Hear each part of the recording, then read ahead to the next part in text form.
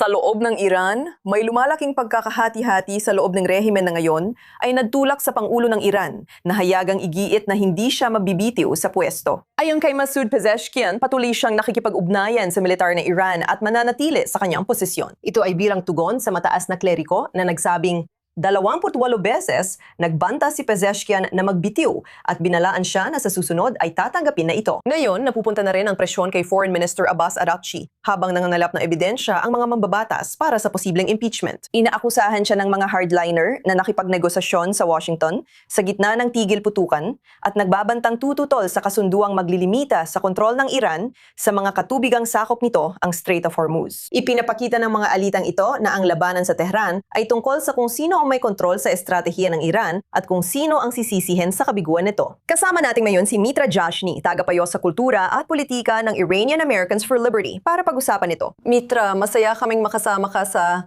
I-24 News. Totoo bang nangangganib si Pangulong Pezeshkian na mapatalsik o ginagamit lang ng mga hardliner ang mga balitang ito na pagbibitiw para pilitin siyang sundin ang estratehiya na gusto nilang makita ngayon? Sa tingin ko, mas malaki pa ito kaysa kay Pangulong Pezeshkian. Ang tunay na kwento ay ang balanse ng kapangyarihan sa Republikang Islamiko ay nayayanig. Sa loob ng maraming taon, nanatiling lihim ang mga panloob na alitan dahil kampante ang sistema.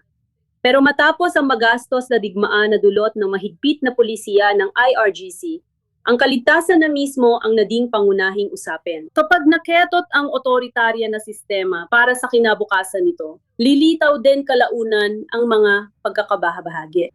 Pero sinasabi pa rin ni Pezeshkian na siya ay lubos na nakikipag-ugnayan sa militar. May mga ulat na hindi isinama ang kanyang pamahalaan sa ilang mahahalagang desisyon. Sino nga ba talaga ang namumuno sa patakaran ng digmaan at diplomasya ng Iran ngayon? Ayon sa konstitusyon ng rehimen ng Republikang Islamiko, isang bagay ang sinasabi nito, pero ibang-iba ang aktual na takbo ng kapangyarihan. Hindi kailanman napunta sa halal na pamahalaan ang mga desisyon sa digmaan, seguridad at panlabas na pulisiya. Inagawa ito ng kataas-taasang pinuno at IRGC. Maaring banggitin ni Pangulong Pezeshkian ang koordinasyon, ngunit iba ito sa kapangyarihan. Ang pagdiin niya rito sa publiko ay nagpapakita ng tumitinding pagdududa kung sino ang tunay na namumuno. Samantala, nagbabantang i-impeach ng mga mambabatas si kalihim ng ugnayang panlabas Abbas Araghchi dahil sa pakikipagnegosasyon niya sa gitna ng tigil putukan. Ibig sabihin ba nito na sobrang hati ang pamunuan ng Iran para aprubahan ang anumang kasunduan kung mayroon man sa Washington? Hindi ito tungkol kay Araghchi, hindi naman siya karaniwang independiyenteng nagpapasya. Ang totoong issue ay nagsisimula ng magbangayan ang mga paksyon sa loob ng Islamic Republic. Ang mga hardliner ang sumuporta sa mga pulisiyang nadala sa Iran sa krisis na ito. Ngayon, imbes na akuin ang responsibilidad, sinusubukan nilang ipasa ang sisi. Madalas ganyan ang mangyayari kapag ang mga otoritaryang sistema ay napupunta sa matinding pagsubok. Karaniwan, nagkakaisa ang mga otoritaryang rehimen kapag nananalo, pero nagsisimula silang magsisihan kapag hindi na maitago ang pagkabigo. Sabi mo, nagsisiraan na ang mga tao. Ayon kay Pezeshkian, kailangan ng pagkakaisa sa bansa para maiwasan ang dayuhang panghihimaso. Pero 5 buwan na mula nang magsimula ang digmaan at pressure. Ramdam ba ang pagkakaisa sa Iran? Sa palagi ko, walang tunay na pagkakaisa sa naghaharing establishmento. Kabaligitaran pa nga ang nangyayari.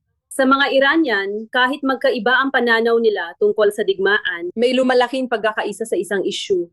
Gusto nilang matapos na ang tiwaling, authoritarian at laging nagdudulot ng crisis na rehimen ito.